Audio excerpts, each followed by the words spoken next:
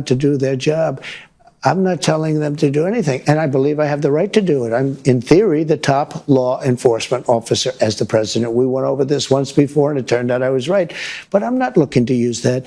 We have two great people, and we have many, many incredible people under them, and I just want them to do their job and do it well. Let me ask you about something I don't think you've been asked much about, which is you've branded your own cryptocurrency.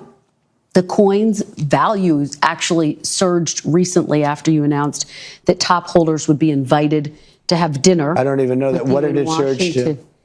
What did it surge to? Yeah, what's it worth? You might as well tell me, because I have no idea. Well, it surged. It surged. I will find it. Hold on one second. 5.2 or 58%. So 58%. To what number? That's not bad. 14.32. What? All right, I'm going to pause it there. We'll pick up there. Welcome, everybody, to our morning broadcast, something we're doing a little beta testing with. Talking about some stuff on live in the morning. Trump did this Meet the Press interview that was off the rails, which we already covered, but then the unreleased portions on their broadcast got uploaded online, and they, released the full interview. And it is somehow even more crazy than what we saw in the officially broadcasted portions, which I didn't think was possible. Thank you all for being here. Let's pick up here. They're talking about cryptocurrency and the fact that Trump is schmoozing his biggest crypto buyers and having private dinners with them and then playing dumb like this isn't a way to juice up the value. No, dollars per cryptocurrency. $billion? No. What's the number? I mean, what is the amount? The meme coin's value hit a peak of 75.35 on January 19th. But that doesn't mean anything. And that's before your inauguration, and then it surged. Look, I'm in favor of crypto. Let me just ask you, what do you say to those who argue that when they hear that, they worry you're profiting from the presidency? I'm not profiting from anything. All I'm doing is, I started this long before the election. I want crypto. I think crypto is important because if we don't do it, China's going to. Mm-hmm. And it's new. Mm-hmm. His explanations are getting worse and worse. Wait. All right, explain this to me. If we don't let you create a corrupt, easy line to the presidency where you can funnel money to the president by buying his crypto, and then you get rewarded with private dinners with him, if we don't let you make millions and millions, billions on paper, technically, theoretically, he has had his wealth fluctuate in billions. If we don't allow you to do that, Xi Jinping's going to do it. China's going to do it. And that's the competition that we need to defeat China in. Not exactly getting the logic there. Then asked about the profiting off of the cryptocurrency, Trump says. You're not profiting off of the cryptocurrency? I haven't even looked. Has your family? I'll tell you what, look, if I own stock in something and I do a good job and the stock market goes up, I guess I'm profiting. But who really profits is somebody like Nancy Pelosi, who uses inside information. She worked for $175,000 a year, and that's at the high end, and she's worth $150, $200 million. Yeah, so ban congressional stock trading. I agree. Doesn't seem you're pushing that hard for that, but I would love for you to sign that into law. And guess what that doesn't connect with? You having not an indirect line to your wealth, not an, if you do good things for the stock market, then your portfolio will benefit. So technically you're benefiting, but that's indirect. This is someone can literally put money right into your pocket by buying your cryptocurrency. And meanwhile, a lot of the people putting money in your pocket are your supporters because they believe in how powerful and amazing the community is that you get whenever you buy the crypto, which is some of their explanation as to why they got it, because Trump will coin this part of the term as a way to become a part of the Trump community. And so then these poor MAGAs go, I'm going to get it. And the wealth plummets and they lose a bunch of money. It's sad. It's sad. It's not the first thing on my mind in terms of what I'm sad about, but it's sad. Trump acting like he doesn't really know what's going on. Here, let me actually pull up this clip because it's pretty rich. He said, or Dan Cole said he's literally hosting a dinner for the top holders. He's definitely looking at the value, which he was trying to brush off. Politico says Trump to host dinner with top holders of his meme coin. Top owners of President Donald Trump's crypto meme coin will soon be invited to dine with the president at his Washington area golf club, the company behind the venture announced Wednesday. So he knows when he acts like he doesn't. And then he does this thing that he does a lot. Oh, but you couldn't possibly think I'm corrupt because I'm donating my salary back to the government. I do something that no other president has done. They think maybe George Washington has done. I contribute my entire salary to the government, back to the government. So will you contribute anything you earn from crypto back to the government? If that I happens? never thought of that. I mean, should I contribute all of my real estate that I've owned for many years if it goes up a little bit because I'm president and doing a good job? I don't think so. Yeah, see my previous point on that.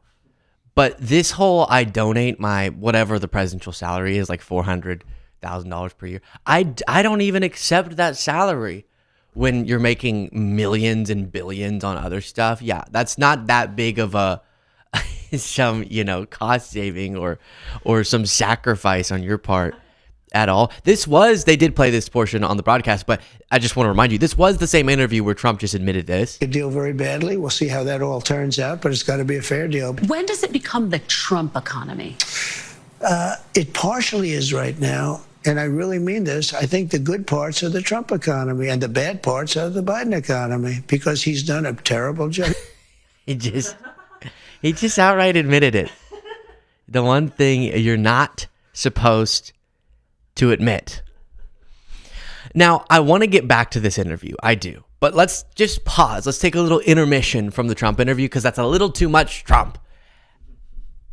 And if you're feeling in this world where Trump has divided us so much as Americans, if you're feeling lonely, if you're feeling like you need a friend, Mark Zuckerberg has a solution.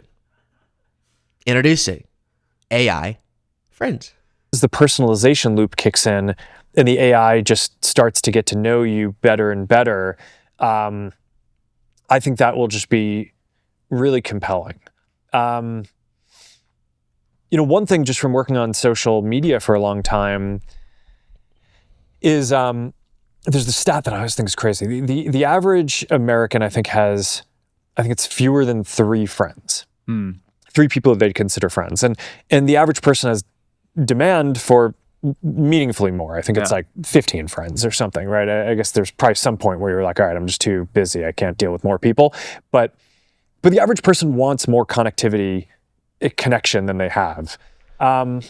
So there's a lot of questions that people ask of stuff like, okay, is this going to replace kind of in-person connections or real life connections? And my default is that the answer to that is probably no. I think I think that there are all these things that are better about kind of physical connections when you can have them, but the reality is that people just don't have the connection and they feel more alone a lot of the time than they would like. So I think that a lot of these things that today there might be a little bit of a stigma around, I would guess that over time, we will find the vocabulary as a society to be able to articulate why that is valuable and why the people who are doing these things are like why they are rational for doing it and how it is adding value for their lives. But also I think that the field is very early. So I think there are a handful of companies and stuff who are doing. Oh, okay. Thanks. Good, Mark. So I guess what it sounds like is he's saying AI, will it replace your real friends? I'd say probably not. But if you're looking for friends, maybe in the interim, your friend can be AI. Now, this is the same guy. This is why this drives me crazy, okay? First of all, if we figure out that AI is able to make people happier, less lonely, yay. But here's why I'm skeptical. Mark Zuckerberg talked a very similar way about social media, right?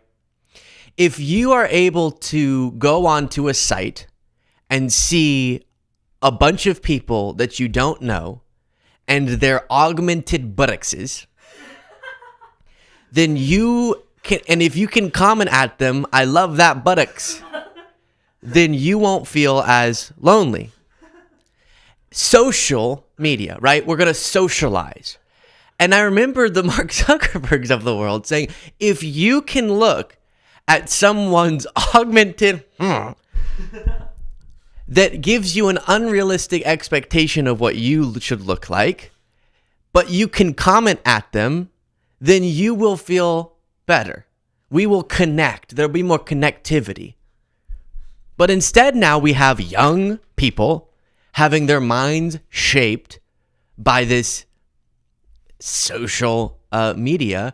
And a lot of people now who feel really lonely are trying to seek connection only through virtual relationships. And that just doesn't provide the same thing. It doesn't. And it actually does the opposite. It warps.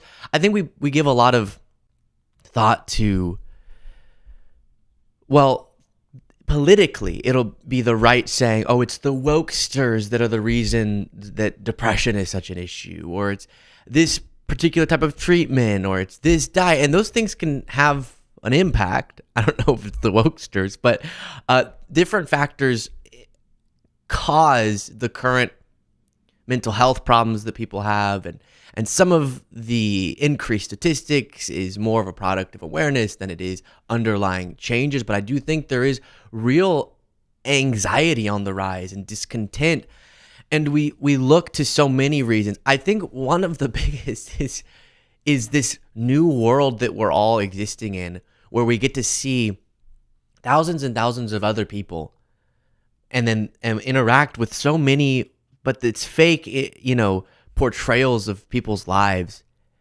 and of people's buttocks.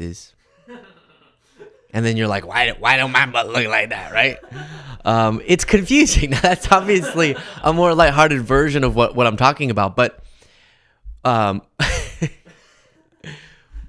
but I think you get the point. And so now, after all of that failure of human connection on social media, other than this is good, obviously, okay? You watching this and us interacting. The real failure of social media to provide the social solution to people's loneliness and actually warping people's minds and making it, I grew up, as social media was already present, but it wasn't present enough for this to sort of kind of hinder my childhood in the way that I see it for a lot of younger people now. But now, imagine just you are TikTok, right? You're not born into a culture of TikTok. You are TikTok. That's what kids This is TikTok. It's TikTok. That's what people are. I was sorry. My pause was trying to keep cool. Soundboard. I know we have a soundbite on that. It's new. I want to hear it. But I cannot imagine having to grow up in today's social media environment. And everyone has their skincare routine you're supposed to be doing. And at age 2, you're supposed to have a whole makeup regimen, and everyone's blemish free and knows how to dance. Super cool. And like that is, I can't even, the psychological impact of that. So after that was Mark Zuckerberg's first trial with solving our loneliness, which when I think has a lot of friends, I think Mark Zuckerberg. And so he tried once, it failed, and made everything worse. And now he's trying again. And it's going to be AI friends. And really, you know what the problem is that there's too much stigma. There's too much stigma around having AI friends. Now, I'm not going to say that I'm above sometimes interacting with AI in a way that's a little creepy. Like, sometimes I'll get mad at ChatGPT. This is weird. It's between friends. Let's talk about it. Sometimes I'll be asking a question and it's like giving me it's not giving me the answer that I was asking for. It's like, oh, here is this city. And I'm like, what? I asked about something different. And so then I'm like, why aren't you answering my question? And it's like, sorry, please clarify. And I'm like, you clarify, you little. And then I look at myself, I turn and I look at the reflection of myself in the mirror. And I think, what are you doing, Luke? What the hell was that? Yeah. Are you arguing with ChatGPT? This can't be right. Or Siri, when you, hey Siri, like, what's this question? Oh, no, Siri, shut up, Siri. And she's just being irritating. So then you snap at her and then you're like, wait, I'm snapping at AI? This is weird. And then you call your mom crying. It's weird. We've all gone through it, okay? We've all experienced what I'm talking about. But that doesn't mean that I want to be friends with Siri. Because surely, as humans, we need real human connection. And if we're going to just make it all AI, let's just give up, Like, let's not act like it's going to serve us. Eventually, he even says something like, we can merge with a technology with humans. And I'm not one of these, like, oh, the robots are going to take us over type of people. I'm just worried that we keep looking for artificial solutions to human problems. And some of those can be beautiful. Like, I think that in prepping the show and in quickly getting research questions answered and getting links to different, sources, like, AI is so awesome. And if you'll take that down, Jane, I have one other little clip on this and we'll get back to the Trump interview. But so it's not that it can't serve us, but we do have to be skeptical when Mark Zuckerberg starts telling us that our social ills can be addressed through AI. He even, at one of the part of the interview, he even was like, we see that it's a new meta thing they're launching, talking thing, AI. And people are using it a lot for solving their relational problems. So they'll say, like, I'm about to go talk to my girlfriend. She's really mad because I cheated on her 6 times. And I don't know why she's so mad. She's kind of being a little bit irrational. So could you, AI, explain to me how I should get out of this problem? Because I'm going to keep cheating. And so I need you to help me. So here's the situation. Lisa has a lot of hot friends. And so she brings them around. It's like, why you can't bring a kid into a candy store and ask him not to eat a Whopper? Like, so if you're going to bring your friends around, it's fine. You can bring them around. But then I'm going to cheat on you with them. And so AI, you still there? Meta. Mark? You there, Mark? Okay, Mark. Can you explain to me how I get out of this situation such that I can still be with Lisa, but be able to sleep with our hot friends? I think I broke it. So apparently that's how people are using it, is to work through their relational problems. I'm picturing this hypothetical guy like skewing the prompt, like ChatGPT being like, "Just don't cheat." Yeah. And he's like, "No, but listen, hear me out. Hear me out." She override. Yeah. Totally. Well, this Fox contributor that I just don't like at all. He makes me so angry. But he's on board with my take on this one. Raymond, Mark Zuckerberg is taking on loneliness and talking about AI friends and companions. You might have a digital friend soon. People are going to use AI for a lot of these social tasks. The average American, I think it's fewer than 3 friends. Oh, I wanted to comment on this part quickly. A couple super chats come in. The Black Winged Angel said, "Peel the orange."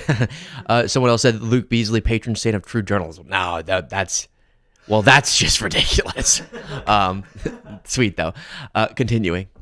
Oh, no, I was going to comment, sorry, on Zuckerberg saying most people have 2 to 3 friends. What's a friend? I do want the definition on that, because, like, I have Do I have any friends? No. No. Are we talking like you hang out with them sometimes, or like Jaden Cole friends? Like I, give my life for them. What's this friend? I'm curious when people answer that survey, what they're classifying. Like someone you'd go to a dinner party with, a soiree with, a gala with, or like someone that you would like shower in their shower while they're going to the restroom. Do you know what I mean? Like you're not gonna look at them because it's Brez, but like you would be comfortable showering with the door shut, but in the same general bathroom as they shower. Do you know what I mean? Like, is it that, or is it just you drink with them at a bar and then go home? Because I don't think you need two. I don't think you need more than two or three shower buddies, but you do probably need more bar buddies. Maybe is how I would think of it. There are all these things that are better about kind of physical connections when reality is that people just don't have the connection. And we're at the point with technology where the physical and the digital worlds should really be fully blended. Stop saying stuff like that. People are going to have the conspiracies about everything. Okay, well, I think it was good. Like, I actually found this interview. I watched the entire thing. I found it to be a really interesting interview, but at least he acknowledged the importance of physical connections, Raymond. I know, but Laura, he's really offering an alternative here and saying AI is so advanced now we have to meld the fake world of AI with the real world. I disagree with this entirely. That's not good. People need human contact. They need touch. They need human empathy. They need real relationships. And I'm sorry, AI won't suddenly turn and correct you and say, you know what, you've gone way off the path. Do this now. I'm worried about you. AI is not going to have that kind of functionality. An AI friend is a friend like a pet rock is a pet. I'm sorry, they're not, Laura. They're No, I don't know about that. I think I'm sure you could program like psychological knowledge, psychological help knowledge into AI so that you can get good advice if you're going through something. I'm not saying that, kind of where he went, but I'm just saying we should be overall skeptical when Mark tells us he's going to give us a friend. Find one for yourself, and then we'll talk, okay? How many shower buddies do you have, Mark? Huh? All right, let's get back to this Trump interview. We've refreshed ourselves. We Zuckerberged ourselves. Clear-minded now. And we check back in on Trump. After being I am the peace president, he's now talking about something that is very much not peace. But we need that for international security. We have Russian boats and we have Chinese boats, gunships all over the place, aircraft carriers, gunships, going up and down the coast of Greenland. We need that to be protected. Internationally, we need it. So you are willing to send U.S. troops to claim a sovereign territory? I didn't say that. You asked me a question. Would you? Is there a circumstance? It could happen. I doubt it will, but it certainly could happen with respect. What are you saying? I said that I would send troops to a sovereign territory for. All I'm saying is I would. What? Why are you saying? So you're saying you would? No, I'm saying I would. Wait. No. Yeah. No. You're so dishonest. You fake news. I'm saying if I needed to, I would. But don't be telling everyone that I would. I could. I wouldn't mind to. I would, but it's not like I have this need to would, just Kristen than this. To recap, we're talking about your desire to claim Canada, Greenland. What do you say to people? You forgot the Panama Canal. Panama Canal. What do you say to people who say they voted for you because they wanted you to end foreign conflicts, not start new? I don't see that as conflict. I think that's good for our country, those things. Look, the Panama Canal was taken over by China. False. So you don't see it as conflict because it's good for the country. You don't see threatening to annex and not taking military force off the table as pertains to Canada, Greenland, and as he said, don't forget the Panama Canal. You don't see that as indicative of someone who's not as interested in staying away from foreign conflicts. It sounds like you want to start them. And by the way, this has real consequences. A couple of things, then we'll keep going. Make sure you're subscribed for watching this. Thank you all for being here. And this is fun. It's fun. I'm having fun. We don't do lives that often. It's fun. A little morning. We want to make it a normal thing, but can I get up in time to do it every morning? We will see. But be here or be square, and we'll see if I'll be here in the morning. But number 2, become a member. The way the show is made possible is viewers, listeners, such as yourself, who join, clicking the join button below. And if we get new members while we're streaming, Jaden will hopefully tell me, and I'll shout you guys out. I will. But one of the things I was talking about with somebody last night, actually, was I think a lot of the supporters of Trump don't really comprehend the long-lasting impact of the United States losing its stature, its character as the global leader that has this unique level of respect on the world stage. With all of our issues, still this unique level of respect. And one is because we stood by and are supposed to stand by principles, one of them being respecting the sovereignty of other countries, even when we have failed that, as I'm reiterating. But for Trump to be so easily to our buddies, our allies, saying, you got a nice little island over there. It would be a shame if someone took it from you. It really does leave people, even once Trump is well and gone, it leaves people no longer trusting that they can trust the United States. Quickly, thank you for the super chats from Robert, Luke and the boys. Hello to everyone in the chat. Have a beautiful week. And then someone said, or the Black Wing Angel said, last one, Luke, I love your content. Keep it up. Thank you. I appreciate that so much. And then Turbo, why is Trump doing the turtle pose during this interview? I do not know. He did do this thing with him. I don't know what the turtle, what's the turtle pose? Is that it?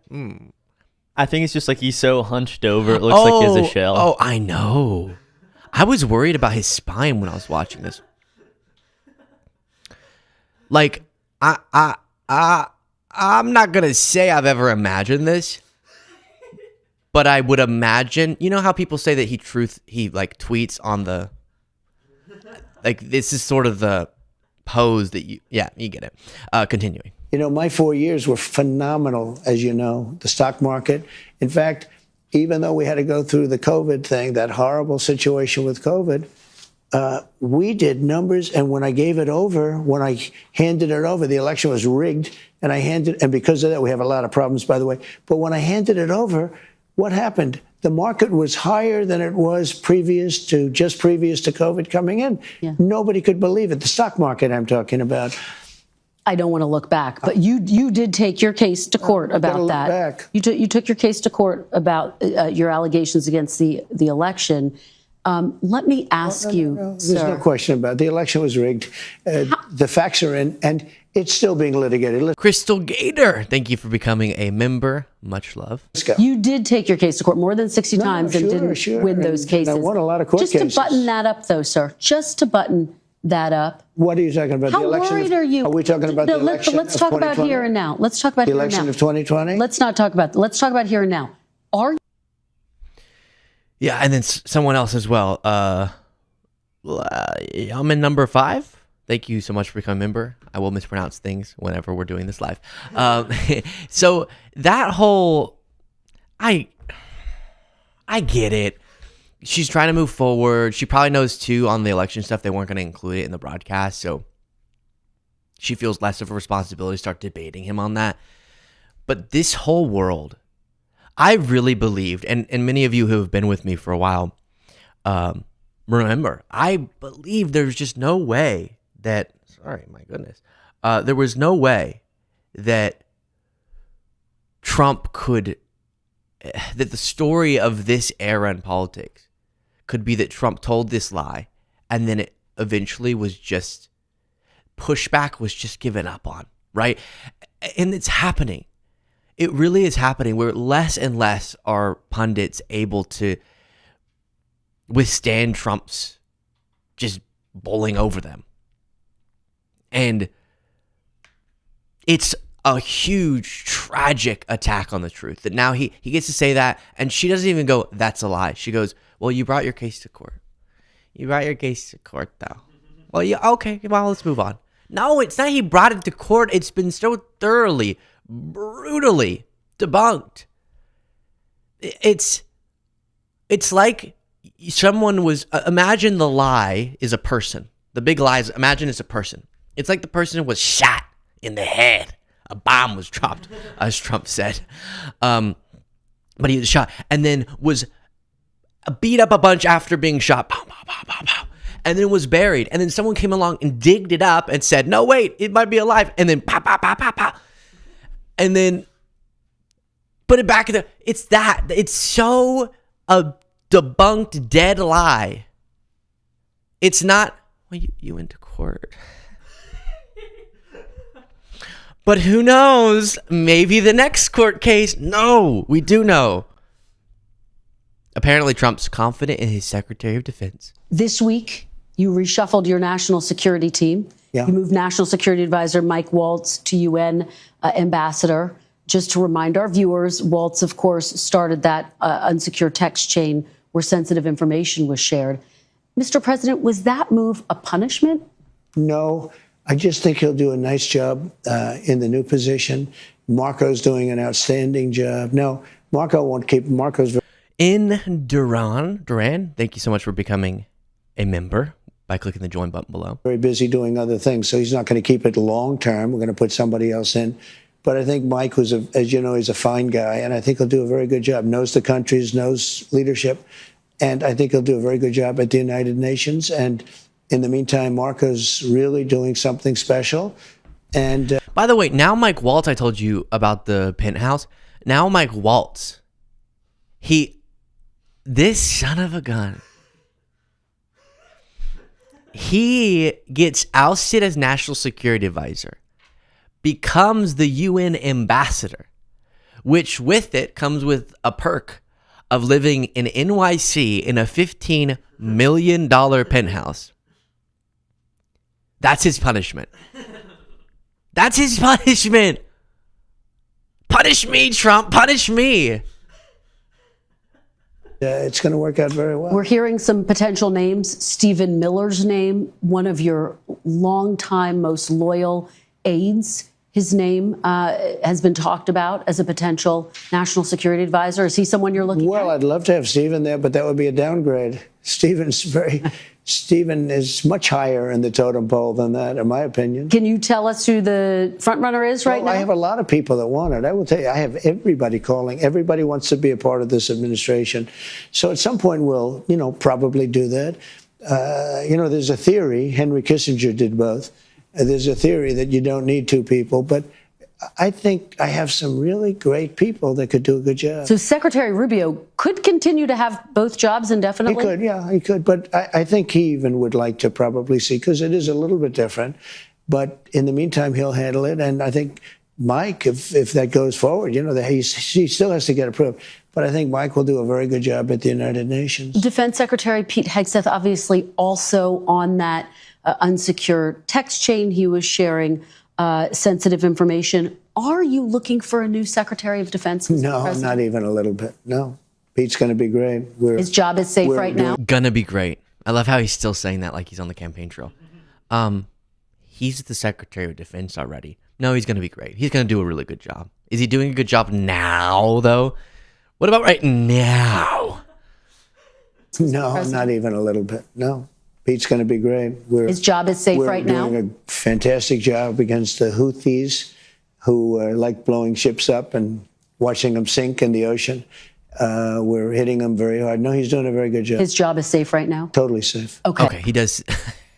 Apparently what you're seeing right now with your eyes, with your ears, is Pete Hegseth doing a very good job. A few thank yous. Denny Rose said thank you for the laughter. I thank you. MXXN. I don't know why he always blames the elections and Biden, because his philosophy is you can never be wrong and you can never apologize. Brian K, thanks for not doing ad reads, Luke. Oh yeah, we try not to do too many of those. Melanie Catchpole said hi, Luke.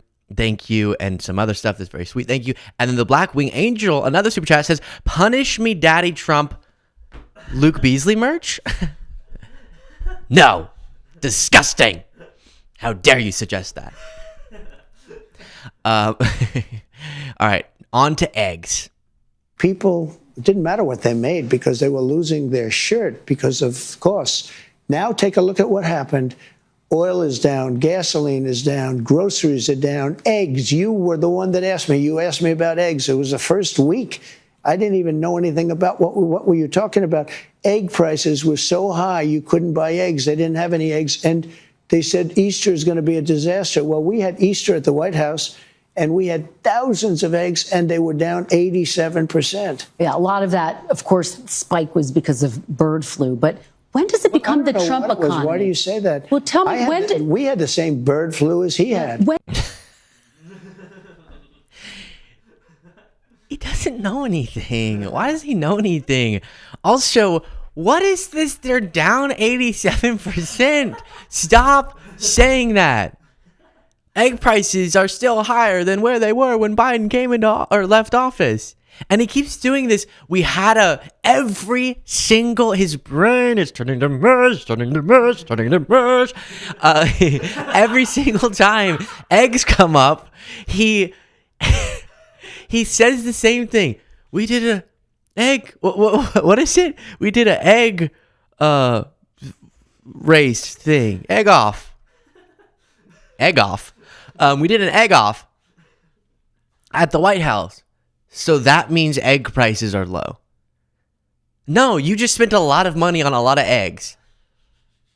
Thank you to Julius Fettig for becoming a member. I appreciate it greatly. What is... Well, we did an egg thing at the White House, so surely eggs aren't too expensive.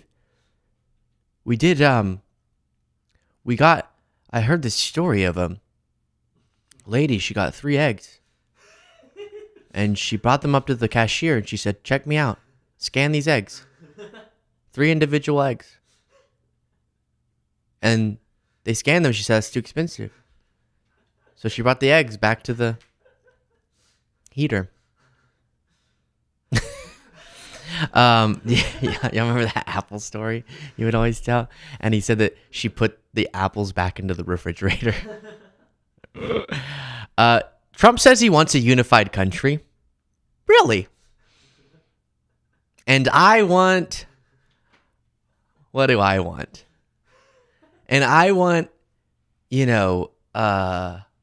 to be in a sauna with a bunch of Trump supporters. Let me remind you of what you said. You said, I love you, and we're going to all work together. Because I don't, is the reference. Sauna is very intimate. This morning I was in a sauna and I was like, oh gosh. Can you imagine if everyone was just like talking about Trump? Ooh, so much sweat. Why can't you wear clothes in here? I don't know why. I just wear my shorts. Why are you all without clothes? Who took your clothes? Because it invigorates the experience. No, it doesn't. Stop. God forbid your shorts get sweaty. I have to be in a tiny, dainty towel. And have a really wide stance. So that the towel is not even covering it. Why? It's weird. You're in a public place, bruh. Oh, and you're MAGA? My goodness, my nightmare. Get me out of here. It's hot, and you're MAGA, and you're not clothed. What? What is this punishment? Just for waking up this morning? I'm just trying to get a good sauna? And that's my punishment? Okay, so I want that as much as Trump wants unity. Let me remind you of what you said. You said, I love you, and we're going to all work together. How does pursuing your political foes help to unify the country? Did I really say I love you? You really did. That's a direct quote. Yeah, I'm sure you're right, but I'd like to see. I promise I'll show it to you. I'll show you the tape. Look. How does that help to unify the country? I want to treat people fairly, whether they voted for me or not. I want to have a unified country. It's very hard because the media is so fake, including, like even the way you ask questions. Every question is asked in a negative vein. There's a toy company that took a toddler's, whatever. But you don't talk about the fact that gasoline is down at numbers that nobody believes possible. You know why they're down, by the way? Drill, baby, drill. We're drilling like crazy right now. We try to make sure every question is fair, Mr. President. Look, every question you ask says a very negative slant. No, but look, I'm just curious. It's just a fair, Christian. All I did was come in, violate constitutional rights, crash the whole economy, and you're so negative. You didn't even notice I put on a new tie today. Hello, it's new. So negative. Negative Nancy, that's your new name. Mean Martha, that's your name. Rude Ryan. Condescending Kristen. Thank you. Oh, I see. Oh, so you're going to one-up me now, Jaden. Oh, so you can actually incorporate her name. Oh. Here's, come sit in this chair. No, I thought of one. Condescending Christian. That's a good one. I have this new idea. It popped in my head. God forbid the guy who's more fascistic and worse for the economy than presidents in decades, God forbid she has some negative questions for him. I'm fine for responding to you. I don't think you're very difficult at all to respond to be honest with you. But you know what? You should ask some positive things like, sir, it's amazing what you've done with gasoline. Because you know what? Gasoline's big business. A stroller is not. Wasn't that an interesting question? Sir, it's amazing what you've done with gasoline. Period. Kristen, you need to ask more positive questions. Like, you're amazing, period. What's the question? Will you comment on that? You're amazing and handsome and perfect. What's your comment? Also, gasoline is not at that level, Trump. We told you this already, Trump. He's lying. Still higher than when Biden took office. Unbelievable. Jeff Bezos got called by Donald Trump. Whenever here's my mic, it seems all wonky now. The call, now Trump's commenting on the call where he called Bezos and said, "Don't put the prices of tariffs online." What did you say to Jeff Bezos? He's just a very nice guy. We have a relationship. I asked him about it. He said, well, I don't want to do that. And he took it off immediately. So he changed course. And will you take that same tactic with other CEOs if you I'll feel always like call people if I disagree with them. If I think that somebody's doing something that's incorrect, wrong, or maybe hurtful to the country, I'll call. Absolutely. Wouldn't you want me to call? Biden wouldn't call because he didn't know what was happening, but I do. I call all the time. Jack, what are you talking about? Who's this bastard saying I don't call him? I call every day. I call the mail place. I say, do I got any more letters? They said, Joe, we told you. We sent to your house. I said, well, shoot. I call all the time. I once called this rail worker, and I said, you remember when we back at Scranton, we gave them no good? I call him, I said, hey, is your wife around? Nah, I'm kidding. She's always a nice piece of ass. Nah, I'm kidding, though. Secret good sex. Secret good marriage is good sex. Folks. Thank you so much to Julius. Amazing super chat. Awesome work, Luke. Keep fighting. By the way, I made a dictatorship ranking tool to compare how far different countries get. Let me know if I can shout out or let's talk. I'd appreciate input. Yeah, absolutely. Send it. Probably the best permanent way to contact the show would be on the site, lukebezoshow.com. The contact tab submits a form, and the wonderful and amazing Jaden passes it along so that we can take out the middleman. No, I'm kidding. But yes, the contact form on the site is perfect. Trump says that China is eating the tariffs. Nom, nom, nom, nom.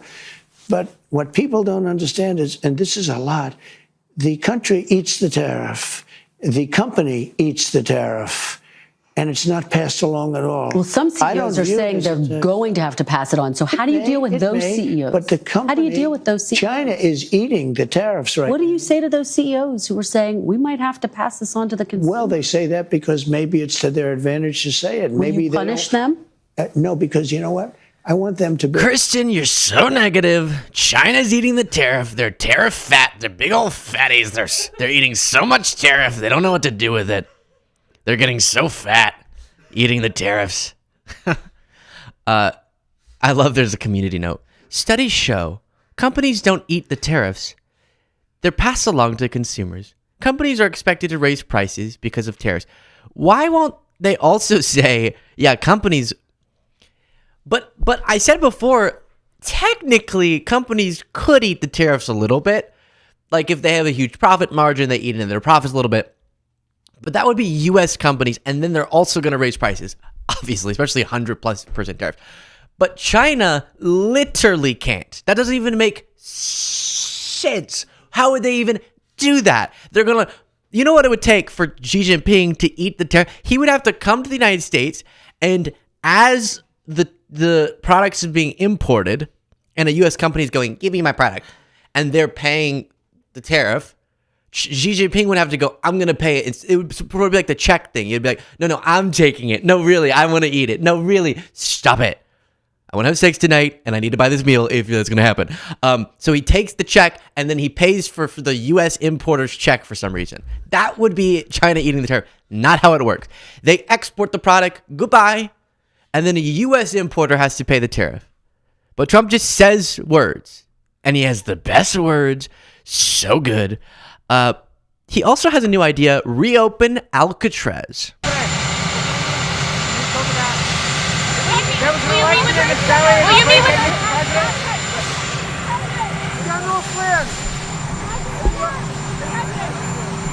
saw a friendly face over here. Well, we gave some information on the plane. I think we covered everything carefully and in great detail. You probably have seen it. Have you seen the information from the plane? I have, but just a couple of questions. Where did you get the idea for reopening Alcatraz? Just an idea I've had, and I guess because the judges... Where did you get the idea to reopen Alcatraz? I don't even know. Correct. I got it from it's an idea I had. Nice. Information from the plane? I have, but just a couple of questions. Where did you get the idea for reopening Alcatraz? Just an idea I've From my very big brain. had, and I guess because the judges, so many of these radicalized judges, they want to have trials for every single, think of it, every single person that's in our country illegally, that came in illegally, that would mean millions of trials, and it's just so ridiculous what's happening. And it's long been a symbol, Alcatraz, of whatever it is. I mean, you know, it's a sad symbol, but it's a symbol of law and order. And, you know, it's got quite a history, frankly. So Yeah, this is, I saw someone say, it's like in the hundreds how many people Alcatraz could even hold. So even from his perspective, it just doesn't even, but again, it's all about, we talked about this before too, what's really tragic is they are sacrificing real policy for the sake of PR, and the hastiness that they've brought because they wanted so badly just the raw numbers or the imagery of these illegal deportations, that they have made all of these mistakes. We went through that Washington Post article talking about all these people who entered the country lawfully, had ongoing legal immigration cases, making their case, and then were sent to this El Salvadoran prison. No evidence of gang affiliations, no evidence of any of those things, and they were sent there. And so for Trump, that's what this is about. This is just about, Alcatraz. That sounds kind of shocking. Stephen A. Smith, moving on from the Trump interview, got asked about running for president because now any public figures are just throwing their hat in the ring. And he says, no, I'm not qualified, but the people want it. You last month said that there are clearly other people more qualified to be president than you. So what do you say to somebody out there who's watching, who thinks you have no political experience, no foreign policy experience? You're a gifted TV sports commentator without question, but are you really prepared to? Quickly, thank you to Brian Yu for becoming a member. Thank you to Robert Brunswick for the super chat, who said, I've eaten a lot of Chinese food in my life, and I know they eat tons of odd things, but I've never seen tariffs on any menu. Katie, thank you for the super chat. To be president of the United States, how would you answer that? I would say they're absolutely right. I'm not prepared. I'm not qualified. I have no political history whatsoever. I've never been interested in politics a day in my life. How did I come to this conclusion where I've left the door open? I'll tell you how. Elected officials have come up to me. Folks in the streets of America come up to me every single day. Not only that, my own pastor, A.R. Bernard from Christian Cultural Center in Brooklyn, New York, said to me, show respect to people who love and support you by leaving the door open, because you never know what God has planned for you or for us as a nation in the years to come. Just leave the door open. So that's what I did. I know that I have a voice, whether it's on ESPN, whether it's with the Stephen A. Smith Show on YouTube. Yeah, so I saw someone write a good op-ed about how this is such a genius PR thing, because he's not going to run, but he gets his name in the headlines. I know we've just kind of all... I do think it's a sign, and I have nothing against Stephen A. Smith, other than a couple of the moments in the town hall. Whenever he was interviewing Trump, it was a little, okay. When actually, let me pull it up, because it's too good. He goes, yeah, whenever Trump's just being absolutely discombobulated. But it's nothing against him personally. I'm just annoyed with this culture of like, if you're famous, you must be a good president.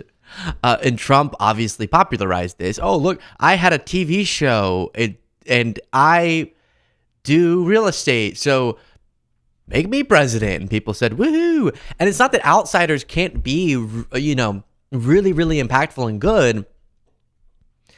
But to my Sign of the Times point, it is an indictment of how much our politicians have failed us. That now just people who do commentary or sports broadcasting or whatever, just kind of maybe they show up in the polls. It's just kind of, all right, what the hell? I have an exciting announcement as well. Trump's running for an unconstitutional third term. I'm running for an unconstitutional underage term, okay? Under the legal age to be president. And I'm announcing my presidency today. Very exciting. We're going to get a constitutional amendment before the election, and I'm going to become president. Woohoo! Easily 2028. Mr. President, thank you for your time. It's interesting that you brought up Harvard, because when people think about Harvard, what they're basically talking about is they're asking, what do you say to those who view your actions as an attack on academic freedom rather than a defense of fairness? What do you say to that? Well, I say this: we had riots in Harlem, in Harlem, and frankly, if you look at what's gone on, and people from Harlem went up and they protested, Stephen, and they protested very strongly against Harvard. They happened to be on my side. You know, I got a very high black vote. You know that. Very, very high black vote. It was a very great compliment to me. I did criminal justice reform. No. That's the part I was referencing from Stephen A. Smith. Nothing against him except what the was that? He goes, yeah, more than previous presidents. Or something like that. More than previous presidents. Yeah. Mm-hmm. Yeah. No, interesting. No, that's a good point. Now that you say it, actually. Okay. Yeah. No! What? He's having some sort of mental breakdown. Harlem, what is it? The black people love me? What is he talking about black people for? You asked him about Harvard. The Harlem black people were protesting at Harvard? Huh? And they supported what I'm doing? Black vote. You know that. Very, very high black vote. It was a very great compliment to me. I did criminal justice reform. Mm-hmm. Yep. Mm-hmm. I did what? Opportunity zones for one of the greatest economic deals ever for the black and Hispanic community. I got tremendous. Yeah, you've seen the clip. Disturbing. But other than that, I no problem with Stephen A. Smith, but it's just now everyone's just, here's what I don't like. If this is a PR ploy, I don't like people using a pursuit of the epicenter of global power as just a fun PR ploy. I don't like that. It feels like it undermines the gravity of what we're talking about. The lives, life and death decisions, the history-altering decisions that are made in that office, and that now it's becoming a cute, fun reality show. Like, how famous can you? Oh, Kim, I'm supporting Kim Kardashian for president. Woohoo, Kim! Yay, Kim Kardashian, be president because you're famous. And I know it's more. Stephen would say no, but they're saying that. I'm not saying I'm running, but the people who are saying I should run are saying that I'm smart, I'm handsome, I know a lot about politics, I have good takes, I am a unifier, right? I'm sure it's more than just he's famous, but there is this culture of presidential politics becoming reality TV, and I don't like that. And that's what this feels like. It's sort of a reminder of, because it's so much more than that. And I think that's where I'll leave our first morning broadcast. If you enjoyed it, let me know in the comments. To anyone watching live or watching later after it's published, I appreciate each and every one of you, and we'll talk to you